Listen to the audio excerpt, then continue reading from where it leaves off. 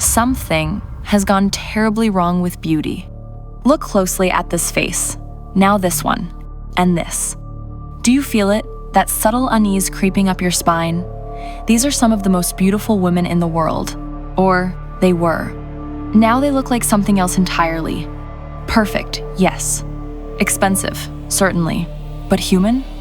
That's the question that haunts us. If I woke from a 5-year coma today, I wouldn't recognize half of Hollywood. The transformation has been swift, silent, and absolute. One by one, distinctive faces. Faces we knew and faces we loved have been replaced by something unnervingly similar. The same hollowed cheeks, the same pouty lips, the same frozen expression. They've all become clones of a face that doesn't exist in nature. This begs the question, why does almost every celebrity look like an uncanny valley clone? Is this just a trend or a symptom of something much deeper? And what psychological effect does this have on us, real women, in real life? Welcome to Glow Up Girl, and today we're uncovering what the hell is going on with Uncanny Face. So don't forget to elegantly tap that like button and subscribe for more videos like this. Look at the modern beautiful face. Zero pores, zero texture, sculpted and symmetrical. It looks expensive, but not expressive, like a wax figure mid-transformation. Demi Lovato, Miley Cyrus, Selena Gomez, Jenna Ortega, women who once had distinct, unforgettable faces now share the same sculptural blueprint. These weren't just beautiful women, they were identifiable.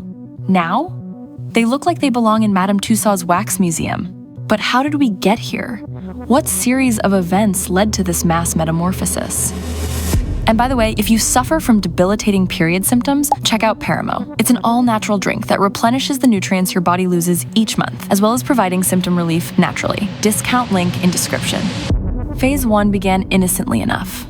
The 2000s. Beauty had texture then, personality. Faces were bold, asymmetrical, and alive. Natural imperfections gave women character, and everyone had their signature quirks. Then came Phase 2. The Instagram invasion. Fillers, Botox, threads, Ozempic. Cosmetic procedures became democratized, normalized, weaponized. The Instagram face emerged. Snatched, sculpted, and synthetic. What was once exclusive to the wealthy became accessible to everyone, and accessibility breeds addiction. Then, Phase 3. AI beauty filters. They didn't just smooth your skin. They rebuilt faces entirely. Algorithms generated a singular vision of pretty woman, and we, like unwitting accomplices, accepted it. We trained ourselves to find it beautiful. The more we saw it, the more normal it looked. Real faces, with their texture, their asymmetry, their humanity, began to look wrong. Somewhere between Instagram and AI, we stopped looking like people and started looking like prototypes. But here's where this story takes its darkest turn. This isn't just about aesthetics. It's about what these faces are doing to our minds. The research is damning. Every time we scroll past impossibly perfect faces, our brains engage in upward social comparison, measuring ourselves against unattainable standards. Self-esteem plummets. Body dissatisfaction soars. We begin self-objectifying, seeing ourselves as projects requiring constant maintenance, endless upgrades. Studies confirm it. Social media comparison directly predicts eating disorders, depression, anxiety. Women are seeking surgery to look like their own filtered selfies, a phenomenon clinically termed Snapchat dysmorphia. We're not chasing beauty anymore. We're chasing an algorithm's hallucination. And it's been proven that long-term exposure to media, which we're bombarded with now more than ever before in human history, literally rewires our perception of reality. Pores become flaws. Wrinkles become mistakes. The human face itself becomes something to be corrected. And if you're a woman aged 25 to 45, you're the biggest victim here. And you probably know why. You remember the before.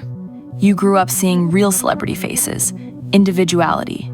You know what imperfection looks like because you lived in a world where it was normal. Now you're caught in the crossfire. Aging begins, life happens. time, stress, pregnancy. Actually, probably not pregnancy, but that's a topic for another video. And social media whispers its sinister mantra: fix it, lift it, freeze it, fill it. You've got to look youthful, but not plastic. Flawless, but not artificial. Rested, but not frozen. Natural, but definitely not old. It's an impossible equation designed to make you fail. And more importantly, spend. We lose so much when we chase perfection. Warmth, emotion, life, authenticity, the very qualities that make faces memorable vanish beneath the filler. Women replace features like spare parts until they're no longer themselves, just expensive shells wearing someone else's template. But real beauty isn't predictable.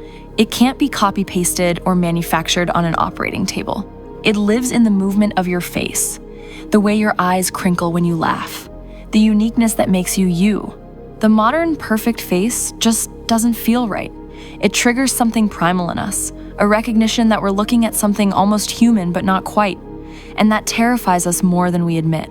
So, what do we do with this disturbing truth?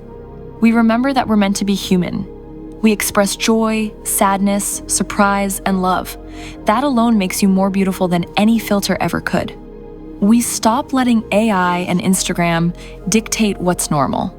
Because filters aren't reality. They aren't the goal. And they certainly aren't the standard against which we should measure our worth. The mystery of beauty was never meant to be solved with a scalpel or a filter. It exists in authenticity, and in the courage to accept the way you were made and be the best possible version of the real you.